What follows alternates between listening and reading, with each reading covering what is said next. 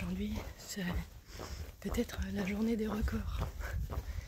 Il est 5h15 et je quitte Miradolo Terme. Parce que j'avais bien envie de tenter ma chance pour essayer d'attraper le bateau à, je sais plus, Corte et je sais plus.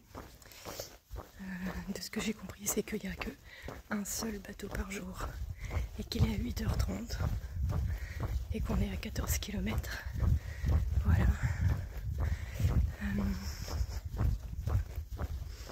Et que si jamais, pour une raison ou une autre, je peux pas prendre le bateau, j'ai quand même envie d'aller jusqu'à Piacenza, où j'ai réservé donc un lit pour ce soir.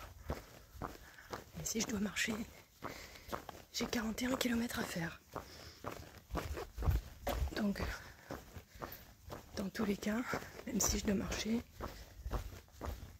c'est bien que je parte tôt.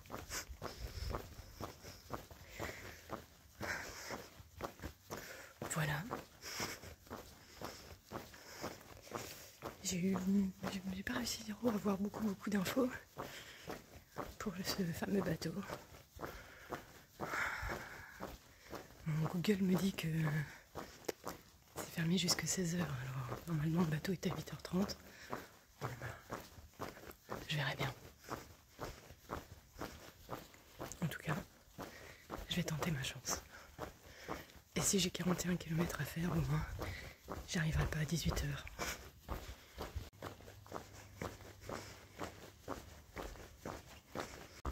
Bon, j'ai un petit regret quand même, c'est de ne pas avoir pu visiter l'église Saint-Michel-Archange.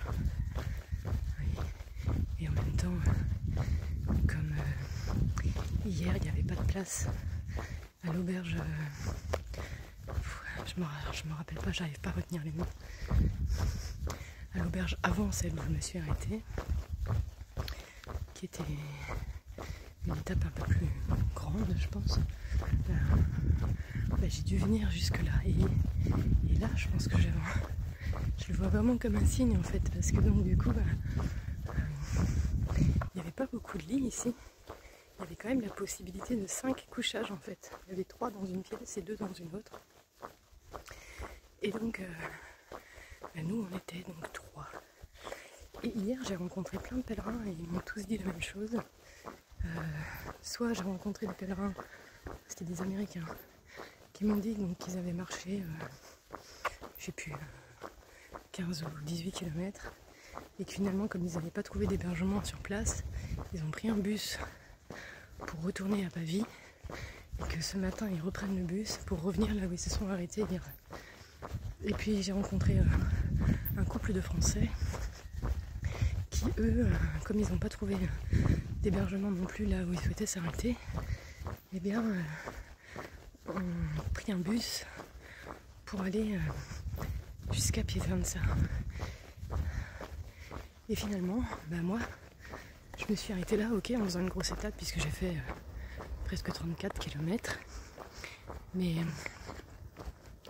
du coup, il y avait un lit pour moi à la paroisse Saint-Michel-Archange. Donc évidemment, j'ai vu un signe. Et même si j'ai pas pu visiter l'église, j'ai dormi dans l'auberge paroissiale qui était vraiment accolée à l'église.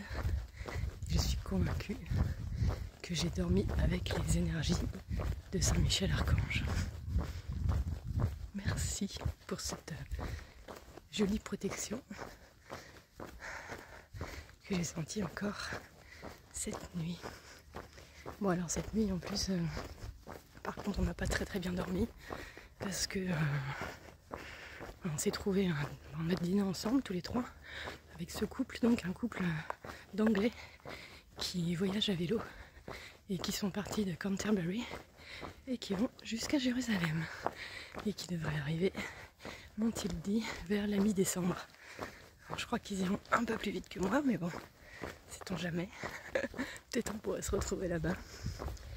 Donc on a dîné ensemble et puis on est revenu pour se coucher. Et alors qu'on était prêt à plonger dans les bras de Morphée, eh bien c'est la fête du village qui s'est mise en action à 22 h alors qu'on était couchés. Boum, branle-bas de combat, musique à fond dans le bar juste au pied de l'auberge, avec un boucan pas possible. Et même les boules caisses, voilà, c'était pas tout à fait suffisant quand même. Après j'avais peur qu'avec les boules caisses, j'entende pas mon réveil pour me lever de bonne heure. Donc j'ai pas très bien dormi. Et je pense que je suis pas la seule du coup. Moi j'ai essayé de faire le moins de bruit possible en partant. J'avais préparé mes affaires un petit peu à l'avance, j'avais tout mis dans la cuisine pour essayer de, voilà, d'être le plus discrète possible et pouvoir les laisser dormir. Mais bon, tout ça fait partie du chemin, ça, je le sais bien.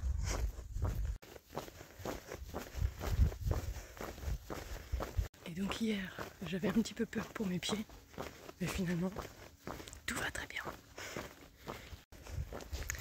Depuis hier, en tout cas, j'ai vraiment remarqué qu'il y a des aménagements qui sont mis en place vraiment pour la Via Francigena.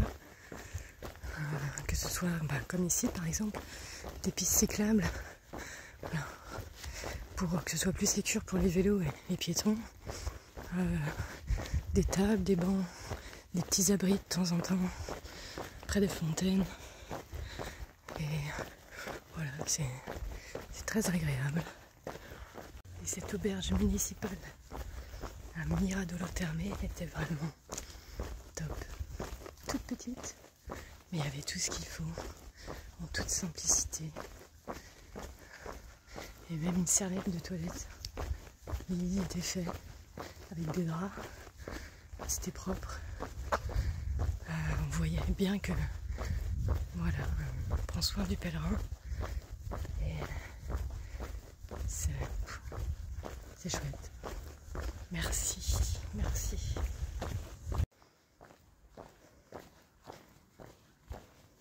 Bon, il est 6 h. Voilà, jusque là. J'étais près de la ville, le long de la piste cyclable, qui était donc éclairée. Et là, je m'enfonce dans la nuit noire. Le soleil se lève dans 1 heure. Bon, voilà, il est 7 h. Le jour s'est levé. Et le chemin continue.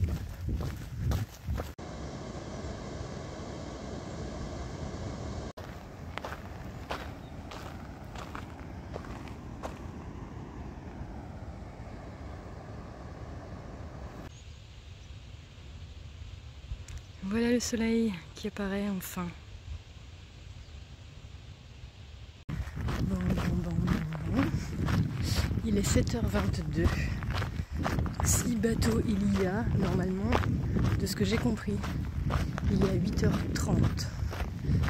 Il est 7 h 22. Et il me reste presque 6 km à faire.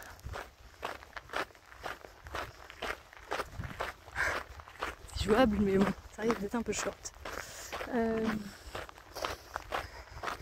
Sinon, mon appli me propose un autre chemin à 5 km. Là, normalement, j'arrive dans 1 heure.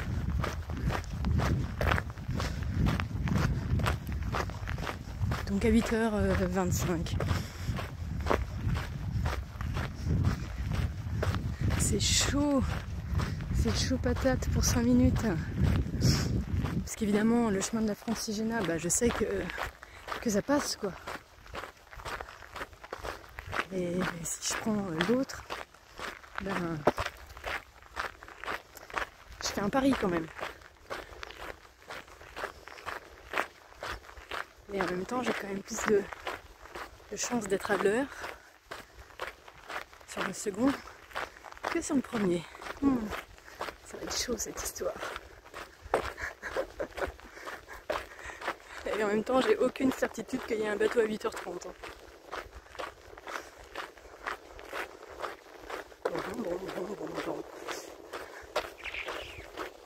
Je vais voir ce que je vais faire, de toute façon il va falloir que je prenne ma décision là maintenant, parce que la bifurcation du chemin c'est maintenant. Bon bah je vais faire un petit coup de poker en tentant la chance pour gratter un petit kilomètre et arriver une dizaine de minutes avant le temps qu'il m'aura fallu pour passer par le chemin de la Via Francigena, parce que oui, je suis à 10 minutes près là. Ok.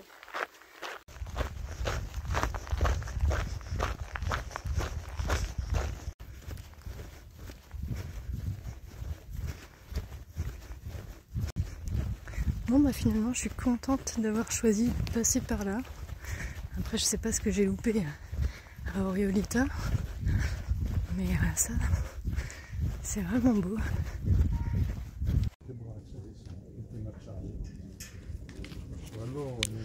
Bon, je suis arrivée à l'heure, on est nombreux. Je sais pas si on va tous passer sur le bateau.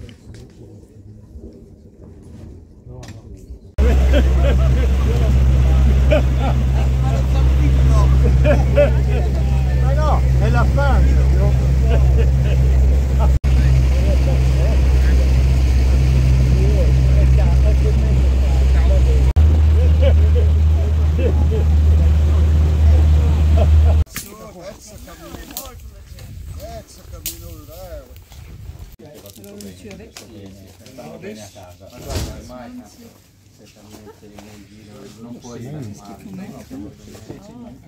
Le jour, le nom.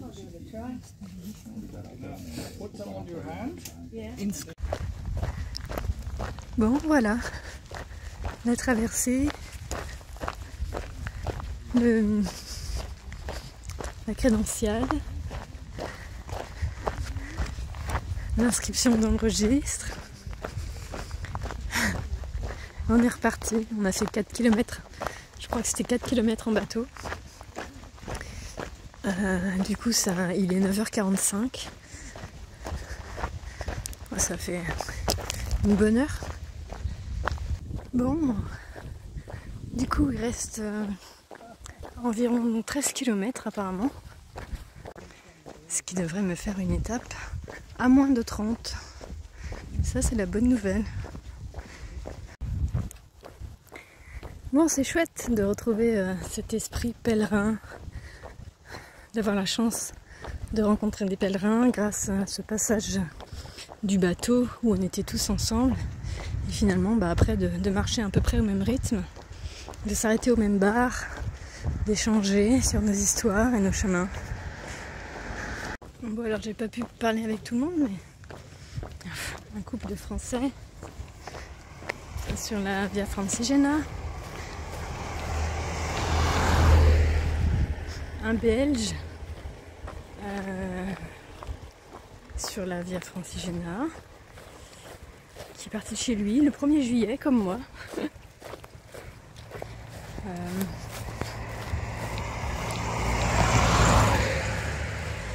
Une famille australienne. La mère et ses 2 enfants d'une trentaine d'années. Elle me racontait donc qu'elle a fait le chemin de Compostelle avec son fils et le chemin de Shikoku avec sa fille. C'était une très très belle expérience. Alors ça a aidé parce que sa fille elle parle japonais.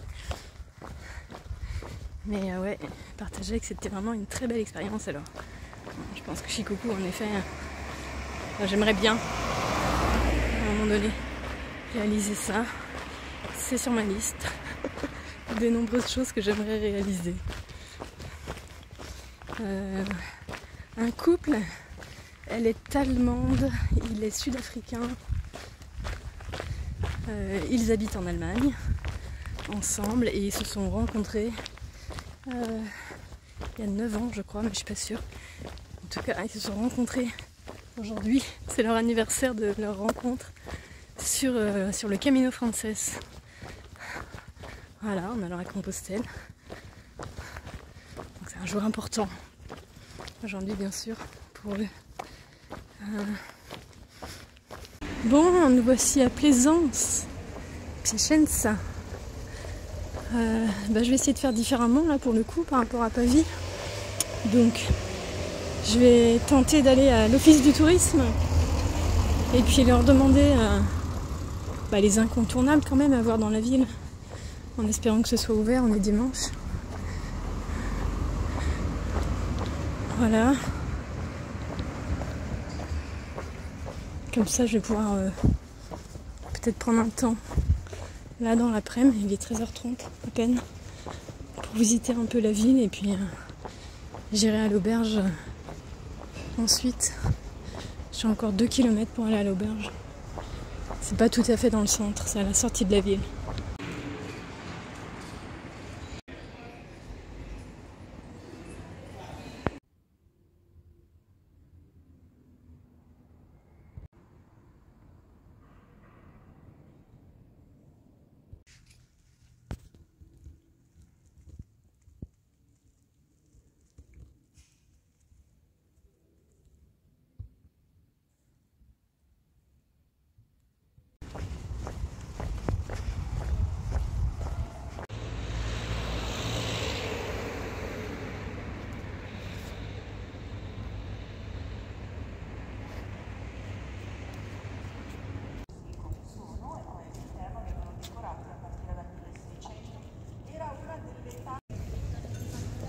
La cathédrale de Plaisance.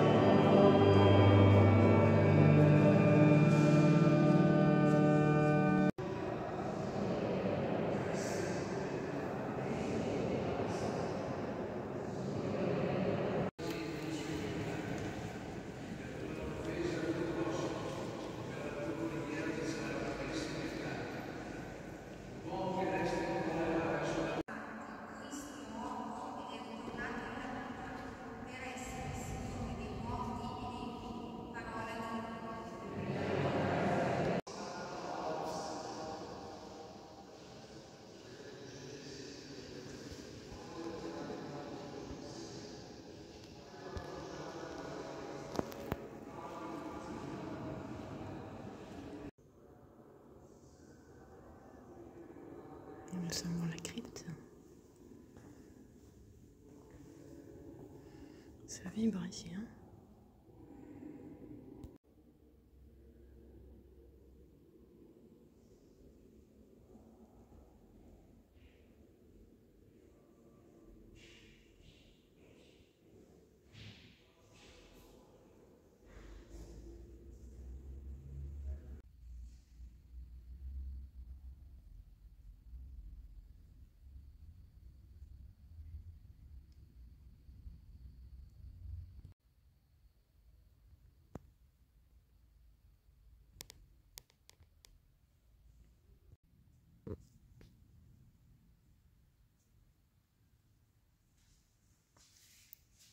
Ce sont les signes du zodiaque.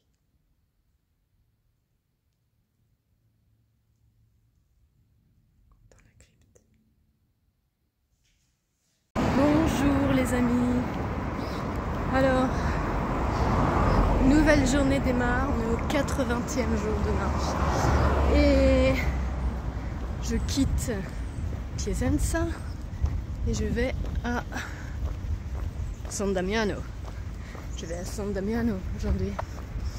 C'est juste quand même la destination qui a fait changer un peu mon trajet, quoi.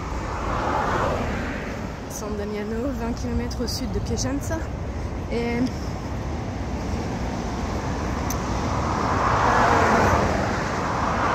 San Damiano, c'est donc un lieu d'apparition de la Vierge. La Vierge serait apparue à Mama Rosa dans les années 60. Et donc la première apparition de la Vierge Marie à Mama Rosa, a eu lieu le 29 septembre, jour de la Saint-Michel.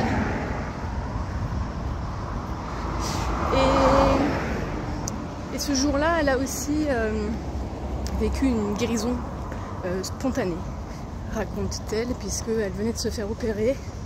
Elle avait donc des plaies en fait au niveau de son ventre. Elle était presque mourante, c'est pour ça que l'équipe médicale l'avait renvoyée chez elle. Et donc une jeune femme toute pimpante et lumineuse lui serait apparue en l'invitant à se lever. Voilà, donc elle a dit je ne peux pas. Et donc cette jeune personne aurait insisté en lui tendant les mains, en disant lève-toi. Et donc elle se serait levée et guérie. Voilà, moi je suis curieuse. Donc j'ai envie d'aller découvrir cet endroit. Et cet endroit, il est aussi un peu lié à Padre Pio, puisque je crois bien que dans ce que j'ai lu, ce serait la Vierge elle-même qui aurait invité Mama Rosa à rendre visite au Padre Pio pour authentifier qu'elle avait bien affaire à la Vierge. Voilà. Voilà, donc comme je dis, moi, vrai, pas vrai,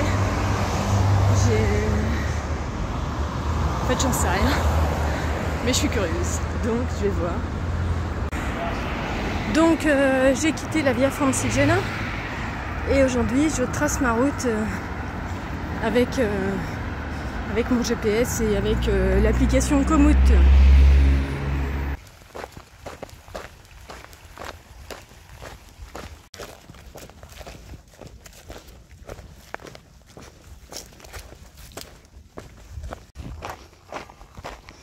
Nous sommes midi à l'église de San Damiano.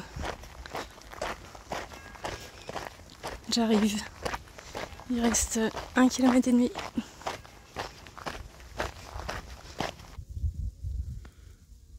Mais voilà. Bon, à vrai dire, je suis venue là sans vraiment savoir à quoi m'attendre. Ce que j'ai trouvé, c'est que San Damiano, c'est une toute petite bourgade d'à peine 200 âmes. Après, j'ai pas trouvé beaucoup d'informations sur des trucs de pèlerinage ou je sais pas trop quoi. Voilà, juste l'histoire de Mama Rosa. Je sais pas du tout à quoi m'attendre. Le mieux c'est de s'attendre à rien, comme ça au moins on n'est pas déçu.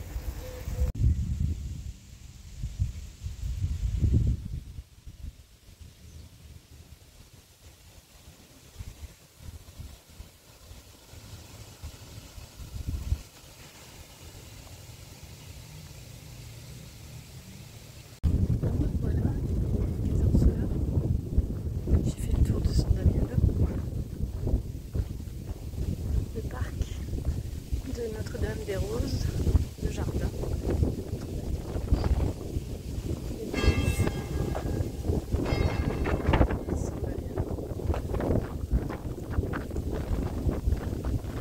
Le cimetière.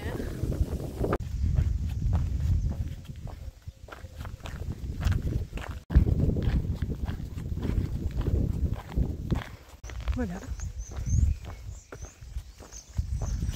J'ai fait le tour.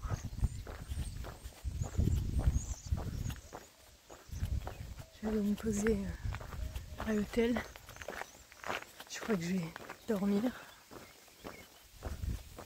Il y a aussi une petite boutique de souvenirs, bien sûr. La femme qui m'a reçue parlait français, donc elle a pu m'expliquer un peu les différentes choses ici, à San Damiano. Je suis fatiguée. Je vais aller me reposer. Peut-être que c'est les énergies qu'il y a ici aussi hein, qui brassent un peu. C'est possible. Plus ces 2 mois et demi de marche, plus de 1700 km, 80 jours, plus l'anniversaire, plus Hiroshima conjoint au soleil sur mon soleil natal. Pour ceux qui s'intéressent un peu à l'astrologie. Ouais, je suis fatiguée. Je vais aller me reposer dans les énergies de Mama Rosa.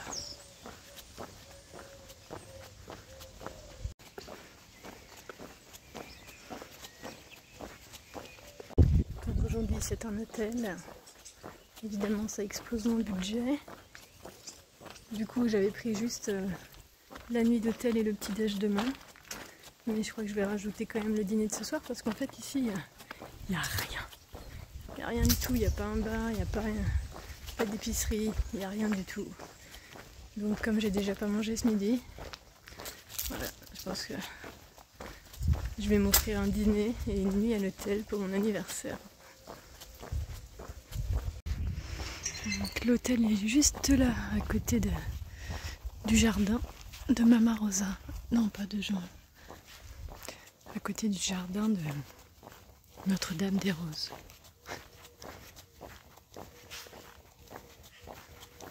Et bien moi je vais aller me reposer. Je vous souhaite une belle fin de journée. Je vous dis à tout bientôt. Ciao ciao.